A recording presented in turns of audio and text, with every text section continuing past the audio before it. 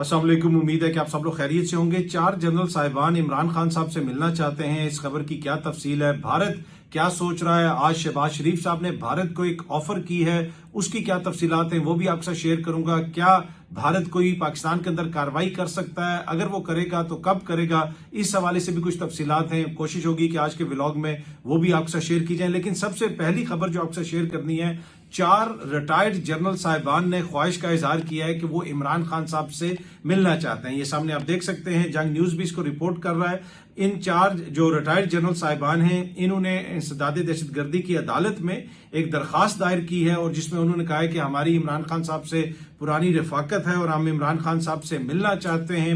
इनमें जो जनरल साहिबान हैं उनमें lieutenant general retired Zahid Akbar साहब हैं, lieutenant general retired Sikandar Afzal साहब हैं, lieutenant general retired Farooq Khan साहब हैं और मेजर जनरल रिटायर्ड मसूद बरकी साहब हैं। और इन्होंने जो दरखास्त दायर की है उसमें उन्होंने कहा है कि हमें इजाजत दी जाए कि हम इमरान खान साहब से मिलें। अब जब से ये खबर आई है, इसके ऊपर मुख्तलिफ तजिए तबसरे हो रहे हैं, ये लोग क्यों इमरान खान साहब से मिलना चाहते हैं। अब दरखास्त में तो कहा गया है कि जाती रफाकत है और दरीना ताल्लुक है। पाकिस्तान तहरीक इंसाफ के कुछ लोगों से मेरी बात हुई है, जिसमें साबिक जो पाकिस्तान तहरीक इंसाफ की हुकूमत थी, जो साबिक काबीना थे, उसके अराकीन भी शामिल हैं। उनसे मैंने पूछा कि आप इनमें से किसी जनरल साहब को जानते हैं, आपके दौरे हुकूमत में क्या इनका कोई इंपॉर्टेंट किरदार था। उन्होंने कहा कि जी मेरे सामने तो कोई ऐसा किरदार नहीं था, मुझे नहीं पता कि इमरान खान साहब से इनकी कौन सी जाती रफाकत है, लेकिन कोई साथ सर्विस वाला मामला या कहीं पे इन्होंने काम किया हो हमारी हुकूमत में, वो मुझे याद नहीं पड़ता। एक वजीर ने, साबिक वजीर ने तो ये बताया। इसी तरीके से पाकिस्तान तहरीक इंसाफ के एक और सीनियर रहनुमा से मेरी बात हुई तो उन्होंने भी कहा कि मैं इनमें से किसी को उस तरह नहीं जानता। तो अब जाती रफाकत कब से है इन लोगों की इमरान खान साहब से, मुझे नहीं पता, लेकिन पार्टी की हद तक तो इनका कोई उस तरह किरदार नहीं है पाकिस्तान तहरीक इंसाफ के अंदर या पाकिस्तान तहरीक इंसाफ की हुकूमत के अंदर। जो बता रहे हैं पाकिस्तान तहरीक इंसाफ के लोग कि इन मौजूद शख्सियात का कोई किरदार नहीं रहा। अब ये इमरान खान से क्यों मिलना चाहते हैं? आपको पता है कि भारत के साथ एक कशीदगी है इस वक्त, और खुदा न खास्ता भारत जो है वो कोई मिस एडवेंचर ना कर दे, इसके ऊपर भी बहुत सारी बातें हो रही हैं। नजम सेठी साहब ने भी ये खबर अपने प्रोग्राम के अंदर जनाब डिस्कस की और उसमें उन्होंने ये कहा कि अगर इन लोगों को इजाजत मिल जाती है मुलाकात करने की तो फिर उसका यही मतलब है कि इनको हुकूमत की तरफ से भेजा जा रहा है और हुकूमत जो है इन लोगों को चाहती है कि जाके इमरान खान साहब से ये मिलें और ये जो ये मामला है भारत वाला, इसके ऊपर कम से कम कोई उनका कंसेंसस बिल्ड करने की कोशिश की जाए पाकिस्तान के अंदर। बाकी अगर इजाजत नहीं मिलती तो फिर शायद जो है वो हुकूमत का इसमें कोई किरदार ना हो। लेकिन वैसे भी इमरान खान साहब से साबिक फौजियों का जाके मिलना, इस तरह मुलाकात का कहना, ये यकीनन एक अहम पेशरफ्त है ऐसे दौर के अंदर जहां पे जो भी इमरान खान साहब से मिलने जाता है या उनके साथ माजी में उनके साथ ये समझा गया कि उनकी सपोर्ट कर रहा है तो उनके ऊपर दबाव भी आया, साबिक फौजी अफसरों पे भी दबाव आया, दीगर शख्सियात के ऊपर भी दबाव आया। तो इतना सादा तो नहीं है कि इन 4 फौजी अफसरान ने अचानक क्यों ये दरखास्त दी। दूसरी एक और जो इंपॉर्टेंट डेवलपमेंट है वो फैसल वाडा साहब का बयानिया है। फैसल वाडा साहब भी टीवी प्रोग्राम्स के अंदर बैठ के ये कह चुके हैं कि शहबाज शरीफ साहब इमरान खान साहब से बात करें, वीडियो लिंक के जरिए बात करें, टेलीफोन के जरिए बात करें। बाकायदा उन्होंने टीवी प्रोग्राम में बैठ के ये कहा, उन्होंने कहा कि पाकिस्तान तहरीक इंसाफ एक सियासी कुव्वत है और उसके लीडर तो इमरान खान साहब हैं, आपको उनसे बात करनी पड़ेगी।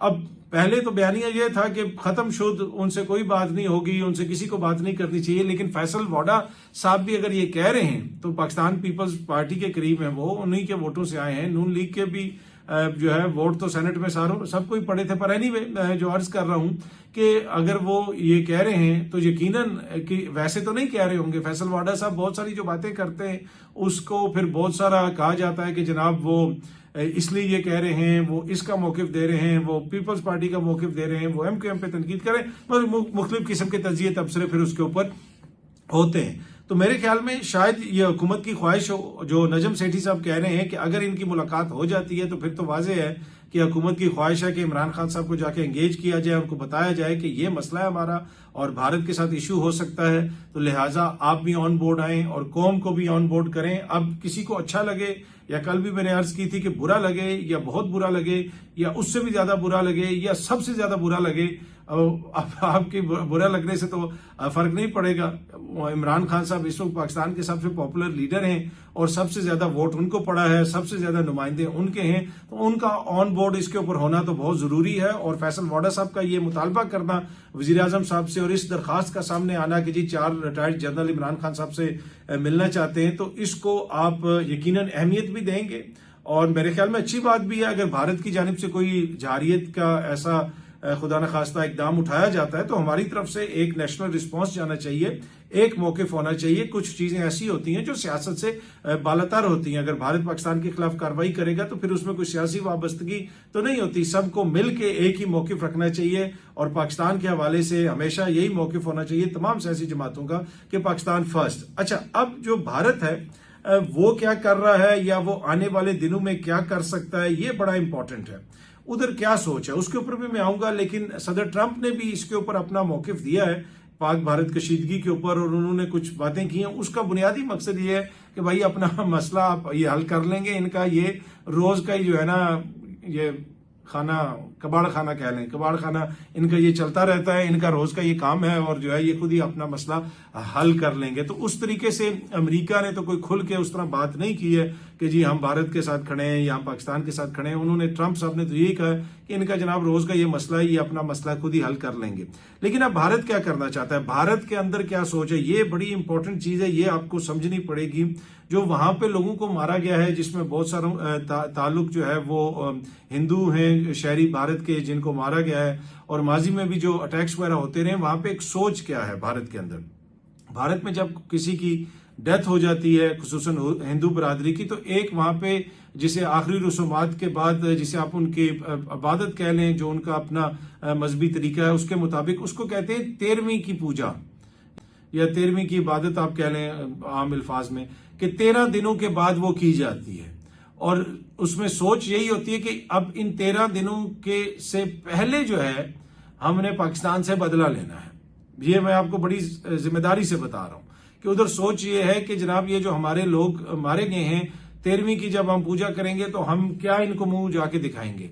तो पब्लिक प्रेशर है और पब्लिक प्रेशर काफी ज्यादा वहां पे बढ़ रहा है और उधर का जो मीडिया है उसमें उसका भी किरदार है। और ओवर द ईयर्स जिस तरह की वहां पे बातें होती रही तो वो हुकूमत के ऊपर भी पब्लिक प्रेशर और हुकूमत पब्लिक प्रेशर भी लेती भी है, इसलिए कि अच्छा लगे या बुरा लगे वहां पे 78 साल से जमहूरियत है और अवामी जो प्रेशर है वो जो हुकूमतें बर्दाश्त भी करती हैं, हुकूमतें देखती भी हैं और उसको साथ लेके भी चलती हैं और फिर सम टाइम अवामी अपनी सपोर्ट बनाने के लिए सारी किस्म की हरकतें भी करती हैं। पर एनीवे वहां पे ये दबाव है हुक्मरानों के ऊपर कि जी 13वीं की पूजा से पहले आप बताएं कि आपने क्या इकदाम उठाए। तो उसको सामने रखते हुए बहुत सारे एनालिस्ट वहां पे भी ये बात कर रहे हैं, वहां का मीडिया भी ये बात कर रहा है कि जी 13वीं की पूजा से पहले यानी जिन लोगों की आखिरी रस्मात हुई हैं उनके मरने के 13 दिन से पहले भारत कोई ना कोई कार्रवाई करेगा। और माजी में भी उन्होंने वो इसकी मिसालें देते हैं कि जी उससे पहले हमने ये कार्रवाई वगैरह की थी। अब वो करते हैं या नहीं करते ये एक अलग बहस है।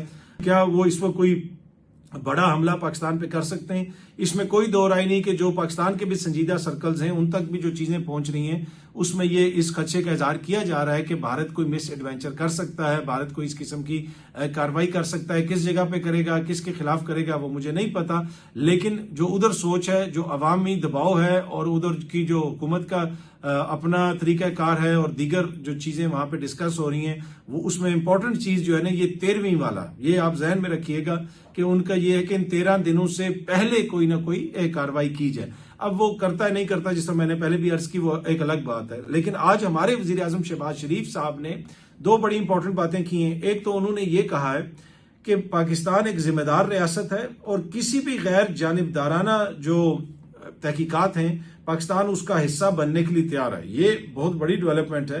हमारे वजीर आजम साहब ने कहा है कि ये सामने आप देख सकते हैं, डॉन न्यूज इसको रिपोर्ट कर रहे हैं, न्यूट्रल ट्रांसपेरेंट प्रोब होगा अगर ये पहलगाम हमले में, तो हम इसमें अपना जो है किरदार अदा कर सकते हैं, उसका हिस्सा बन सकते हैं। अच्छा, इसकी मिसालें भी मौजूद हैं। माजी में पठानकोट के ऊपर जो हमला हुआ, क्या आपको याद है जिस वक्त उस वक्त भी नून लीग की हुकूमत थी, पठानकोट पे भारत के एयरफोर्स बेस के ऊपर जो हमला हुआ उसका मुकदमा पाकिस्तान के शहर गुजरांवाला में हुकूमत ने दर्ज किया, पुलिस की मुद्दईयत में दर्ज किया और उसके बाद यहां से एक तहकीकाती टीम भी गई वहां पे भारत। अब उधर भी जो मोदी हुकूमत थी उसके ऊपर बड़ा सख्त प्रेशर था कि पाकिस्तान की टीम को ना आने दिया जाए। उसमें इंटेलिजेंस के लोग भी थे, आईएसआई के लोग भी थे, काउंटर टेररिज्म डिपार्टमेंट के लोग भी थे, और उधर कहा गया कि इनको ना आने दिया जाए। लेकिन वो ये कहते थे कि जी हमारे पास इतने ज्यादा सबूत हैं कि हम इनको दिखाएंगे कि ये सब कुछ आपके मुल्क में प्लान हुआ और वहां से हुआ, और फिर जाके उनको वो वहां पे गए भी और उनको एक्सेस वगैरह भी दिया गया। उसमें कर्नल लेवल का अफसर भी था और कुछ गालिबन को डीआईजी